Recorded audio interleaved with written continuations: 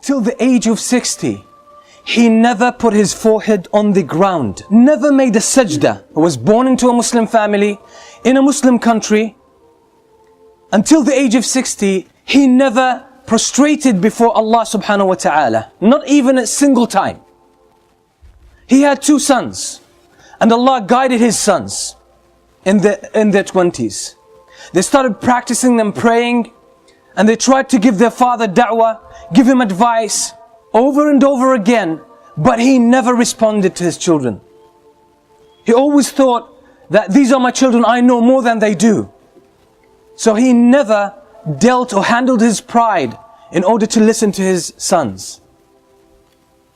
And one day he saw his son, his eldest son, growing his beard. And after his son gave him advice, he said, why don't you shave this? Why don't you take it away?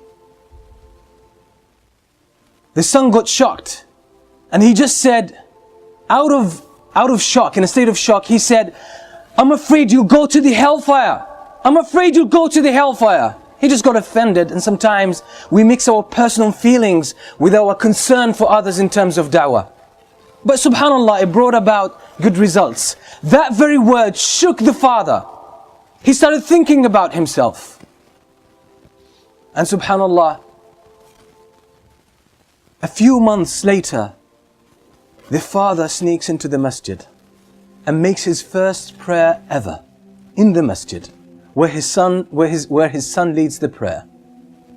The son didn't know the first couple of times, but other people brought it to his attention. Understanding that his father has an issue with pride, he never spoke with his father about it. He said, it seems that he found his way, let him carry on his own. And that's exactly what he did. This man used to smoke 80 cigarettes every day. 80 cigarettes every day.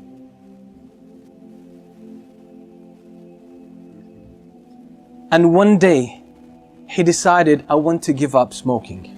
And that was after listening to many classes delivered by his own son.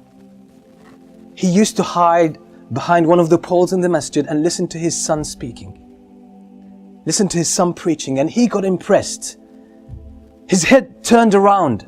His view of life, his outlook on life started changing. He realized, he thought he had a life.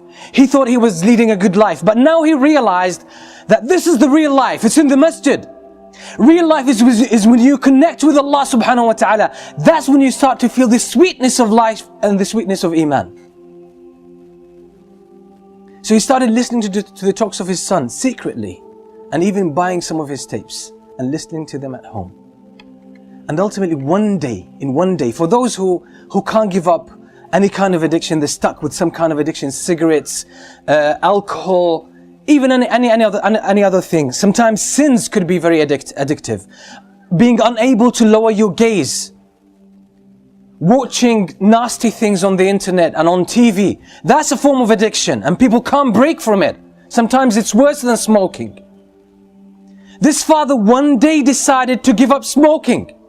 In one day, he gave up smoking. He didn't reduce the number of cigarettes he would smoke every day. He just gave up. He decided. He said, enough is enough. I'm not going to have this anymore. And he gave up smoking from 80 cigarettes a day to 0. So it's a matter of decision. It's a matter of commitment. And you can get all of this once you connect with Allah subhanahu wa ta'ala. Now I know the father. He is 73 years old now. 73 years old. Now he gave up smoking at the age of 68. At the age of 68. Now, among the learned people that I know in my life, and I know a lot, he's one of the most outstanding. At the age of 68, his life took a new direction. He read Tafsir Ibn Kathir more than 15 times. He read the Tafsir of Ibn Jarir al-Tabari, which is more than 20 volumes, more than 10 times. He read the history of Ibn Jarir al-Tabari so many times. He read the Silsila Sahiha by Shaykh al-Albani, Silsila Da'ifa, more than 30 volumes altogether. He read all of that. And when you sit with him, he talks to you about knowledge, deep knowledge. And sometimes you talk to some of our youth and they say, you know, seeking knowledge is hard. It's difficult. What about this man? How much memory has he got left at the age of 68? That now he's one of the strong students of knowledge in his own country. And when you sit with him, mashallah, you always learn something.